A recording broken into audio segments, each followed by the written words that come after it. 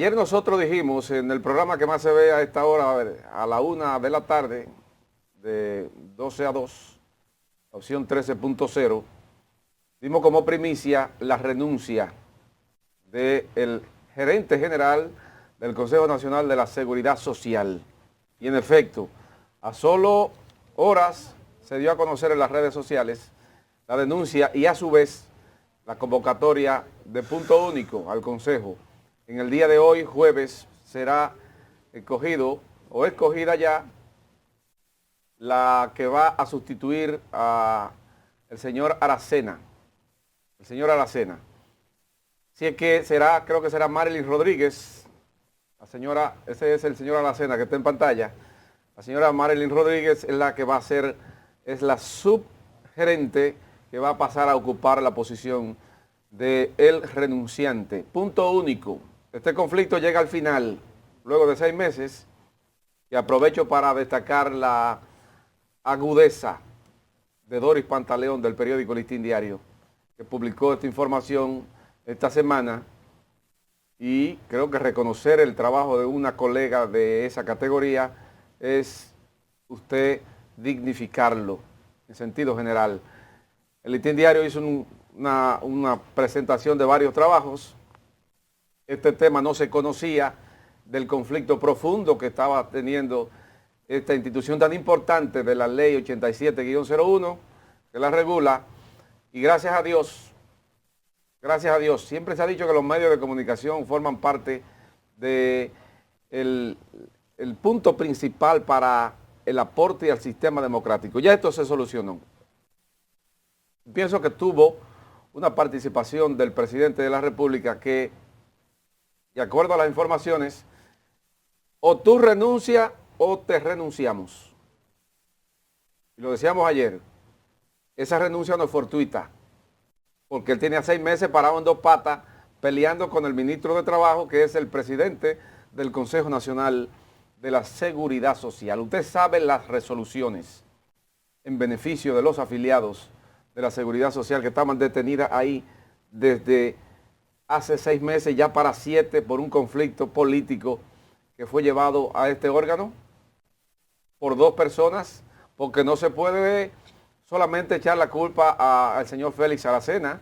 También hubo una parada del señor ministro de Trabajo, que es el presidente del Consejo, que no se dio tampoco, Era una especie de crisis donde nadie quería ceder. Y en ese intervalo, entre el medio de ellos dos, estaba aquí en la sociedad dominicana, que es la que recibe los beneficios a través de lo que decide el Consejo Nacional de la Seguridad Social y las resoluciones que estaban detenidas. Gracias a Dios, este conflicto llegó hasta ahí. Ojalá que la señora Rodríguez, que va a ocupar la posición de él, sea diligente con el presidente de este consejo y que todas esas iniciativas que están ahí a través de las resoluciones comiencen a salir ya y se vea que realmente los funcionarios están para servir, señores, para servir. Ojalá que esto no pueda volver a ocurrir en órganos de esa categoría y tan importante para la República Dominicana. Así. Claro. Miren, adelante. No, miren, hay varios puntos y no sé si empezar con el plano nacional o internacional, porque ayer el diputado o en el Congreso, el diputado Omar Fernández logró un punto a su favor con la aprobación en la Cámara de Diputados de un proyecto de ley que ha estado mencionando y que creo que fue parte de su plan de campaña cuando estaba aspirando a esta posición en el Congreso, de una regulación del proceso de transición gubernamental. Y nos parece sumamente interesante porque estamos hablando de que si esto logra aprobarse en el Congreso, en el Senado de la República, lo que ha aprobado ya la Cámara de Diputados ayer miércoles en segunda lectura, este proyecto ayudará a que las acciones de instituciones y funcionarios públicos durante el periodo de transición gubernamental tengan una regulación que creo que es sumamente interesante. Omar tenía esta iniciativa que presenta y castiga con penas de hasta 10 años de prisión el extravío, desaparición, ocultación de cualquier información por algún servidor público. O sea, los discos duros que se desaparecieron en el proceso de transición, las memorias, los documentos, los equipos tecnológicos o de cualquier índole. Lo que pasa es que los tecnológicos dejan huella, etcétera, etcétera. Si esto se extravía, esto puede tener penas de hasta 10 años. Omar Fernández, como autor del proyecto, manifestó que la idea es transparentar la información que entregue el incumbente saliente, dejando claro que recibe el equipo que asume y evitando que se produzcan actos dolosos en una pasada gestión. Después que se acabó usted su gestión y lo cambiaron de posición, usted no se puede ir como que sí, usted tiene que dar y confirmar de alguna forma que todo lo que usted recibió, a usted lo devolvió. Y es importante que la población sepa, en este caso, señor director, es importante que la población sepa que nosotros no estamos pendientes de este tema. Fíjense que fue ahora tal vez en transición por la cantidad de información que se está vertiendo, porque estamos encerrados en una pandemia, por muchas otras cosas, que empezamos a prestarle atención a lo que ocurre en un proceso de transición que, dicho sea de paso, el pasado del 5 de julio al 16 de agosto fueron solamente 40 y tantos días, 45 aproximadamente. O sea, el proceso de transición, uno de los más cortos de la historia, porque por lo regular son 3 meses. ¿Qué es lo que busca este proyecto de ley de regular este proceso de transición gubernamental? Que cuando un gobierno sale, no importa si es del mismo partido, porque fíjense que cuando Leonel Fernández salió, a la semana o 2 semanas, estaban diciendo que habían dejado un maletín lleno de facturas, lleno de temas pendientes de su propio partido. O sea, lo que se quiere es que cuando se sale de un gobierno o de una posición, lo que usted recibió, usted lo entregue con ese acuse. Y me acuerdo yo muy especialmente, por un caso muy sui generis, para que usted entienda, en una empresa, usted cuando le recibe una flota, que es lo más sencillo, ¿verdad? Una flota, al momento de usted irse de la empresa, porque se vaya o por lo desvincule, usted tiene que entregar esa flota. Y yo recuerdo el caso de una persona que tenía doble uso de la flota en otras cosas, y como saben que la tecnología deja rastro, pues lo que prefirieron fue destruir la flota. Entonces, también eso es importante que se tenga en conocimiento, porque así la población dominicana puede saber qué pasa con cada uno de los procesos, los discos duros, las computadoras, los servidores, todo esto es materia de evidencia y de seguimiento. ¿Qué se hizo en esa gestión durante el tiempo que se manejó? ¿Hay resultados o no? Eso se deja en ese proceso de transición. ¿Usted me entregó o simplemente se fue y completó? Felicitábamos a Omar porque se ha enfocado en estos puntos, ya no solamente las toallas sanitarias, eliminarles el gravamen, que también fue un palo de ahí, sino ahora que le aprueban en segunda lectura este proyecto de ley que ahora pasa al Senado. Vamos a ver si los senadores ya le dan el visto bueno y tenemos esa ley que regule los procesos de transición en el país. Cristian, ayer le dimos muy duro al diputado de Inagua, el creador del Inacoco. Inacoco. Sí, le dimos muy duro. ¿Oíste tú que tú fuiste que te lo comiste? Pero él se lo mereció. Ah, bueno. Él se lo mereció. Fíjate que voy a hacer el parangón con un diputado que fue al Congreso a trabajar y el señor El Puma fue a hacer chercha, porque crear el Instituto del Coco en un momento en que estamos con unos problemas sumamente difíciles, hay que resaltarlo, señores. Este proyecto que presenta Omar ya lleva 2. El de la toalla sanitaria y él se puede sentar en estos 4 años. No, él tiene otro.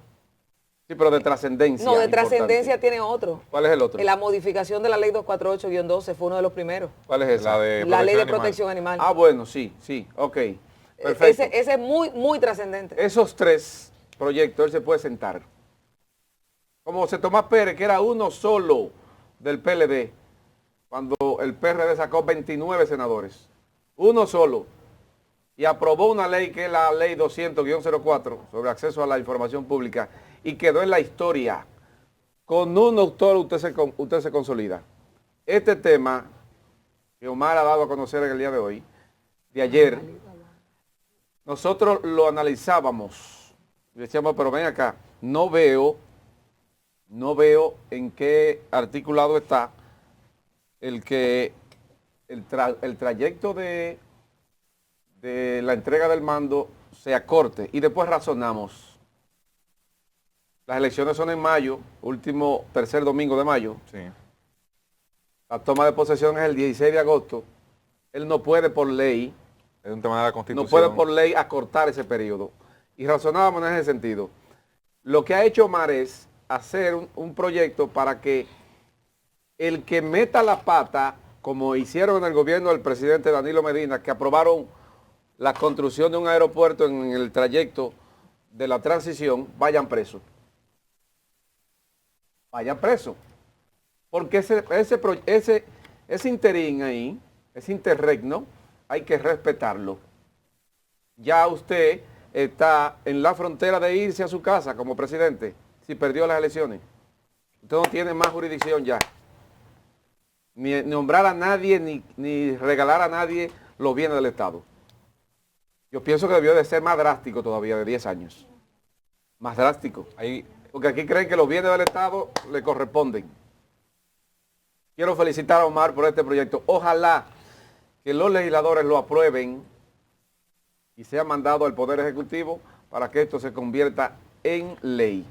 Ojalá que cuando se modifique la Constitución, que debe de llegarse a modificar, ese trayecto de 90 días, después de las elecciones al 16 de agosto de toma de mando, se lleve a la mitad, como se hace en otros países. No es posible que esos 90 días haya que esperar para la toma de posesión de un gobierno. Y Omar está haciendo el freno para que en esos 90 días, en lo que se van, no haga lo que le dé la gana.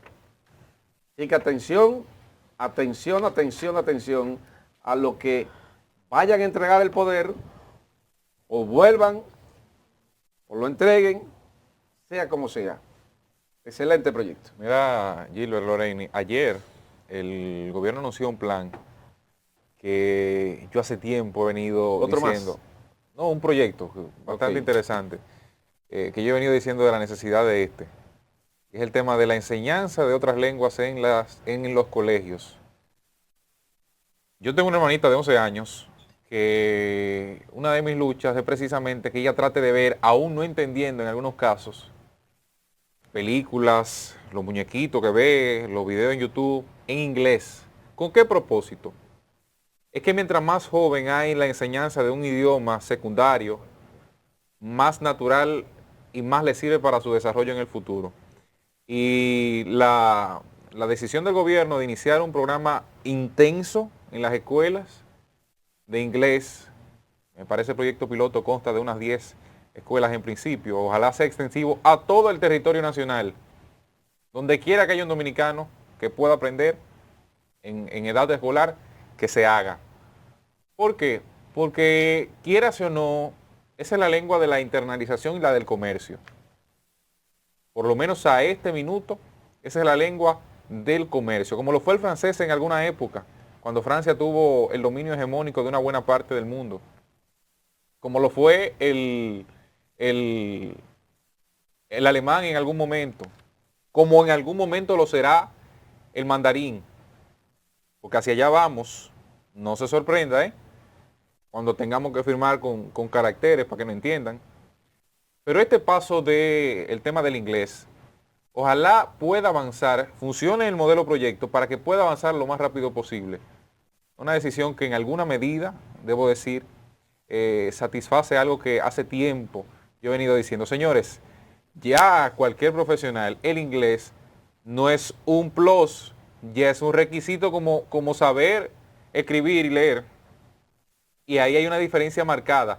Y que tú lleves a gente a que salga desde las escuelas ya con ese nivel de formación, además de que le da espacio a un proyecto que hace tiempo se desarrolló, que fue el de inglés por inmersión. Muchachos pueden dar clases y eso es un trabajo nuevo que tienen desde las aulas. Y además, inglés por inmersión no es a los de educación superior. Sí, lo hacen a través de educación superior, pero digo que los egresados del inglés por inmersión pueden ir a las aulas a brindar docencia. Y todos esos muchachitos, usted se imagina un carajito en un barrio. Tengo entendido que algo así va. Speaking in English. Eso le da una dimensión, hermano. Hay mucha diferencia, y sobre todo aquí que tenemos un desarrollo de negocio de call center, por ejemplo, en inglés. Casi todos mis compañeros en la universidad, por ejemplo, trabajaban medio tiempo en un call center, ganaban 20, 25 mil pesos en esa época, en un trabajo medio tiempo, le pagaban horas extra. Que es un dineral. Para un medio tiempo. Y le salía, con eso pagaban su universidad y se costeaban sus gustos. Cuando tú ves temas como eso, tú puedes decir, bueno, es que ese muchachito que está en el barrio, que ahora tiene el acceso a ese dinero, fruto de la educación que recibió de muchachito, cuando sea un adolescente o un adulto ya joven de 18 años, tiene la facilidad de poder desarrollarse. Así que ojalá este proyecto avance lo más rápido posible y que se incluyan otros idiomas. Una vez exitoso ese, que se dé el paso siguiente, como el creol puede darse, sobre todo iniciando en la zona fronteriza quizás. Diste en el clavo ahí. Iniciando en la zona fronteriza quizás. No es un lenguaje que nos va a abrir puerta comercial, pero en un tema de prevención, porque los haitianos aprenden español más que por un tema de defensa, lo hacen por un tema comercial. Nosotros somos la potencia, aunque pueda sorprenderse, la potencia entre comillas, que más cercana le queda porque aquí hay mucho mejor economía que para ellos. Y ojalá pueda incluirse. El mandarín, hacia allá iremos luego. Una vez China siga expandiendo su economía, va a seguir creciendo la gente que necesita aprender mandarín y que requieren de eso. Yo estuve en China unos 6 meses en 2019 y si yo hubiese sabido aprender mandarín hubiese quedado ganándome la paca allá. Si hubiese sabido mandarín. La paca allá. Porque hay mucha necesidad, sobre todo de contacto con el mundo latino, que es un mercado que sigue creciendo. Y cada país tiene ese desarrollo. El paso con el inglés, trascendental. El presidente dice que salió encantado. A mí me gusta. Ojalá se mantenga y sea lo más eficiente posible y se expanda rápido. Enhorabuena. Miren, quiero tocar 3 temas de la agenda de ayer y uno que es de hoy, de esos 3. Felicitar a Rafael Núñez, político. Pues se debe felicitar a Rafael Paz. No, Rafael Núñez, Por ya si acaso. Paz, ya. Ayer se lanzó el proyecto del Centro de Investigación de Políticas Públicas que preside Rafael Paz y que realmente es un proyecto sumamente interesante que estará desarrollando investigaciones, análisis y educando a la población dominicana con relación a las políticas públicas vigentes y futuras, sustentado todo esto en informaciones avaladas por el rigor científico. Dicen que están en la intención de fomentar un ejercicio de reflexión plural y profunda de los distintos actores de la sociedad y de propiciar, sobre todo, que es importantísimo, la articulación de iniciativas modernas y eficientes que favorezcan el desarrollo estatal, social, económico y político de lo mismo. Es importante que se mencione que este centro de investigación estará tratando que todo lo que se dice en el gobierno, eso que tú dices del proyecto, cualquiera de los temas que se está desarrollando, se le dé seguimiento a través de un rigor científico de un grupo de expertos profesionales en diferentes áreas. ¿Para qué? Para saber si se están ejecutando las políticas públicas. Porque miren, es muy importante que alguien esté observando desde afuera del gobierno si cada vez que un gobierno emite un proyecto, desarrolla un plan o lo presenta, si se le da seguimiento y sobre todo si se está ejecutando. Y quiero de verdad felicitar por esto a los que encabezan este importante centro de investigación, resaltando a su presidente Rafael Núñez, a igual que a Emilia Pereira, que es la primera vicepresidenta, quien también dio unas palabras, Gladys Abreu, segunda vicepresidenta, Elías Acosta Matos, director ejecutivo y de publicaciones, Igor Bucarelli, director de investigaciones, Michael Alix, director de comunicaciones, Julio Peña y Francisco Lara, investigadores. Para todos ellos, nuestra felicitación especial con relación a esto, porque ciertamente es un trabajo necesario. Era justo y necesario que un proyecto de esta categoría llegara al país. Y ayer estuvimos acompañando al embajador de Italia en República Dominicana, el señor Stefano Queirolo de Palmas, en un foro sumamente interesante que se desarrollaba en uno de los auditorios de la Cancillería de aquí de la República. Este foro que de una forma u otra nos estaba trayendo información fresca sobre las investigaciones o la ciencia en Italia. El foro era sobre la experiencia de la República Italiana. Si lo pueden colocar, que tenemos el video, Dayanara, por favor. Queremos colocar y mencionar la trascendencia de este foro que se realizó ayer por la embajada La Embajada de Italia, estoy hablando de la Embajada de Italia, por favor, señor director, si me pueden ayudar, que este era el que estaba, este es el que yo quiero, ese mismo, sí, muchas gracias. Miren, ayer estuvimos participando en este foro sobre la experiencia de la República Italiana en la implementación de la diplomacia científica y espacial. Agradecer muy especialmente la invitación directa del embajador de Italia en República Dominicana, el señor Stefano Queirolo de Palma, que su exposición de verdad majestuosa en este foro, hablando de cómo definir la diplomacia científica. ¿Qué es la diplomacia científica? ¿Cómo se usa? Señores, estamos hablando, miren, ahí yo descubrí los aportes que está haciendo Italia al planeta en materia de ciencias, qué lugares y en qué provincias italianas se están desarrollando megaproyectos que están vinculados a la ciencia. Y recuerden que la ciencia tiene un arma de doble filo. Usted puede desarrollar un robot que le ayude a un anciano a poder manejarse, a poder cuidarse, o puede desarrollar un robot para matar. Entonces, ¿cuál es el fin de la diplomacia científica? El uso de la ciencia para la paz. Y en este foro que encabezaba el embajador Queirolo de Palmas y lo acompañaba el ministro de la Juventud, uno de los viceministros de Cancillería, Hugo Rivera, entre otros, nos pudimos empapar de temas interesantes que están desarrollándose. Y además de esto, los aportes de Italia con la cantidad de investigadores, más de 18.000 investigadores tiene Italia en desarrollo de proyectos y las zonas donde está de verdad sumamente interesante. Y felicitamos a esto. Más adelante estaremos conversando con el embajador Queirolo, que tiene esa deuda pendiente con este equipo. Felicito también, ayer me topé con Melissa Guzmán, comunicadora que se ha ido a la parte de la diplomacia y estuvo estudiando diplomacia después de la comunicación y ahora está dentro de Cancillería. Ayer la vi, muy bella, trabajando en esto, en la moderación, pero sobre todo está vinculada a la diplomacia parlamentaria. Saludos para toda la gente hermosa que estaba ahí. Y miren, cierro con este tema que hoy también conmemora una fecha importante en el calendario mundial. En 1992, la Embajada de Israel en Argentina sufrió un atentado. Ese atentado hoy cumple 30 años.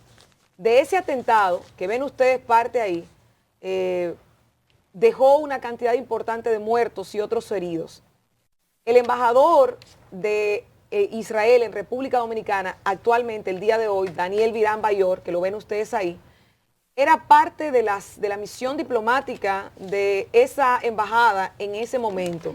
Y nosotros queremos colocar el testimonio de él, de lo que pasó en ese momento, y luego yo les voy a dar unos datos importantísimos de temas que han trascendido luego de esos atentados. Adelante, señor director. Hola, mi nombre es Dani Virán, embajador de Israel en la República Dominicana. En el 17 de marzo de 1992, yo estuve en la Embajada de Israel en Buenos Aires. Yo soy sobreviviente del ataque brutal de Irán y Hezbollah a nuestra embajada en esta época y lamentablemente mi esposa Eva fue herida gravemente en este atentado. Salí de la embajada a las 2:30 y a las 2:36 escuché una explosión enorme. Inmediatamente regresé a la embajada y lo vi que no hay embajada. Humo, heridos, polvo, ruido y incertidumbre. No sabíamos qué pasó. Entré de una ventana a la embajada, empecé a ayudar amigos heridos, amigos que hace 15 minutos antes saludamos, hablamos, sonreíamos y ahora son heridos o muertos. Amigos, el terrorismo iraní todavía está aquí. El terrorismo iraní está aquí en la región. Pero nosotros decidimos luchar y continuar en nuestra vida. Nosotros buscamos la manera de paz y la manera de seguir adelante. Pero en este momento también quiero decirles, lamentablemente en este atentado perdimos muchos amigos, amigos israelíes, diplomáticos y no son diplomáticos, argentinos, judíos, no judíos, no importa. Los iraníes no le dieron ningún cuenta que frente a la embajada hay iglesia, hay jardín de infante, hay casa de ancianos. Lo que querían es explotar nuestra embajada.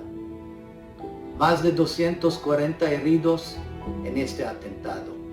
Pero hoy, 30 años después, yo quiero decir, nunca olvidaremos, nunca perdonaremos y claro, siempre, siempre, siempre vamos a recordar a nuestros amigos que todavía están heridos 30 años después y siempre están en nuestros corazones. Muchas gracias. Shalom. Am Israel Chai. Nisman. Miren, señores, este tema de la embajada, cuando leía y recordaba esto, me acordé también de sucesos que posteriormente a estos ataques se dieron.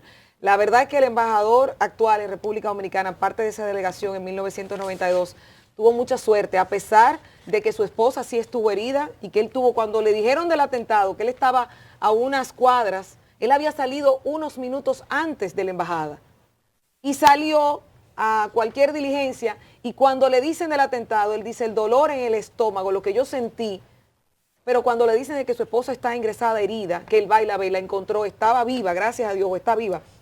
Pero no solamente eso, luego de ahí hubo un fiscal en Argentina que era de origen judío, Alberto Nisman. Para muchos tal vez sea un nombre desconocido.